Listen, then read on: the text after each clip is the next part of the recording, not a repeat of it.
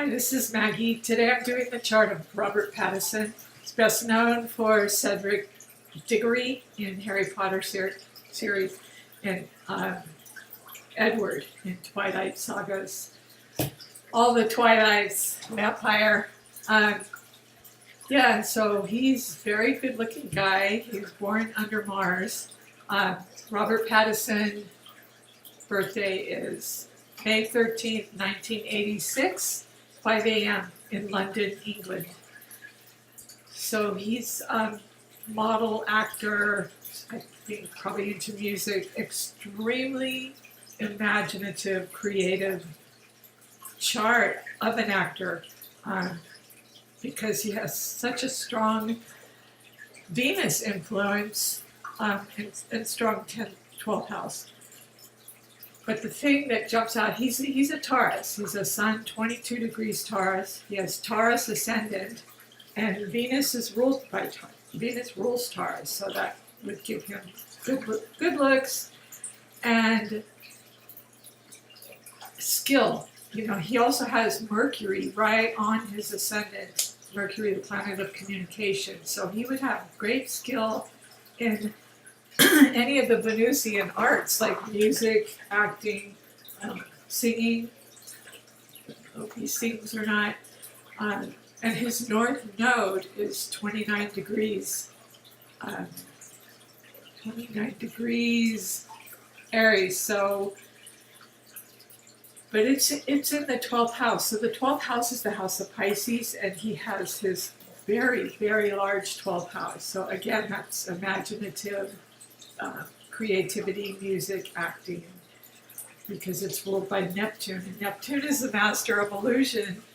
So he's very strong creativity. 29 degrees Aries, you know, initiative, ambition to use his creativity, which he did through using his Mercury, which is also, it's just right on the cusp between being in the 12th house technically and being on his ascendant. It's 10 degrees. So his second house, the house of Taurus, you know, being a double Taurus, he has Gemini. So he really has the gift of communication, the gift of gab. He has Venus there and Chiron, the wounded healer. So he attracts probably money and wealth, because this second house, you know, it's Taurus's house, and it's resources, material wealth, money house. So with Venus there, it's an attracting principle. It would give him good luck with money through his communication, and attract, you know, roles and have good luck with his communication through roles and through his massive communication skills. And that is great for an actor because it would make him extremely imaginative. And as a model as well, Venus and Gemini, you know, he made money. And Venus is the ruler of Taurus, his double Taurus. So that put him in the limelight, and it also gave him good looks. So his moon is in Cancer. His moon is in emotional, nurturing, sensitive Cancer. So it's very watery. It's very watery, and it's psychic, and it's great for an actor because you are able to feel the roles that you are playing. And because he does have a strong 12th house, his 12th house is on the there's a huge 12th house. Actually, it encompasses Pisces, Aries, and Taurus. So the 12th house is the house of Pisces, and he has one of the rulers of Pisces, both Jupiter, enlarging his imagination and his his skill, his skills, his Piscean skills, to be an actor, you need to be good at, have a creative imagination and be good at illusion. And so that would just, having Jupiter there, it just enlarges his scope, enlarges his scope of all the different things he's done in his career, which are many, because he has Venus in mutable Gemini. Yeah, Gemini. So he's like a master of all trades. I mean, he could just do pretty much anything and make money. And so he was meant to do that with the North Node in Aries. He was meant to do something creative with his imaginative skills. Being a double Taurus, Taurus, they just seem to acquire material assets. Not all of them, of course, but when you think of Taurus, you think of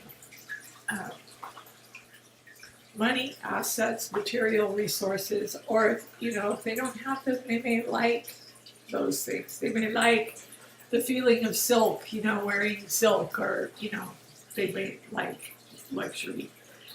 But it's very earthy sign, and usually a Taurus ascendant or a Taurus sometimes can present short and stocky. But, that's not always the rule, of course, and he may not be short at all. But that's sometimes the case. His third house moon, the Gemini house, gives him very sensitive, intuitive communication that he uses in his work. It enables him to feel the roles he's playing.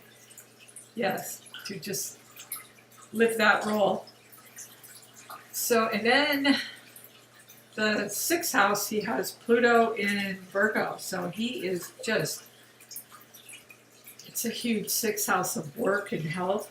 And he has Pluto in Scorpio in Virgo's house, the work house. So Pluto is the ruler of Scorpio along with Mars. So it just gives, he's just intensely passionate about his work. That's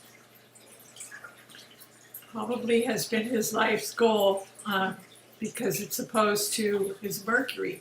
So that just, he is so driven to use his imagination creatively through,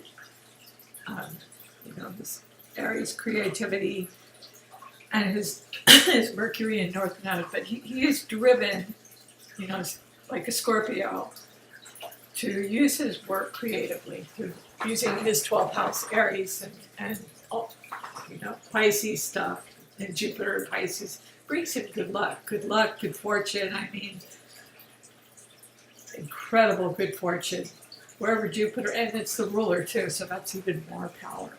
But he's got an extremely powerful Pluto and Scorpio in the sixth house, so some of the roles he plays too are kind of scorpionic. I mean, a vampire would be perfect, a Plutonian role.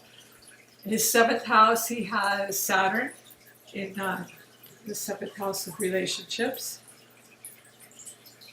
He's still single, I believe. And his relationship house also has Scorpio and Sagittarius. So he's done a lot of traveling. He's been at all the film festivals, and because Saturn is in Sagittarius, it would accent that. Legalities, publishing, contract, law, all those things. Whenever you sign for a movie, that would be considered publishing. And Uranus, he has in the eighth house in Sagittarius. So Uranus is eighth house is joint resources. It's the Scorpio house, joint assets and joint resources. So they probably came to him very sudden, unexpectedly, and probably did a lot of traveling and brought him international acclaim through his sudden, unexpected joint resources. Also, 8th house is sexuality as well. Anything Scorpio. So, yeah, having Uranus there, he would probably want freedom, a lot of freedom, because and in relationships, back to the 7th house, he might feel a little restriction there and want some freedom too, because Sagittarius, sometimes they're known for plural marriages because it's in opposition to Gemini.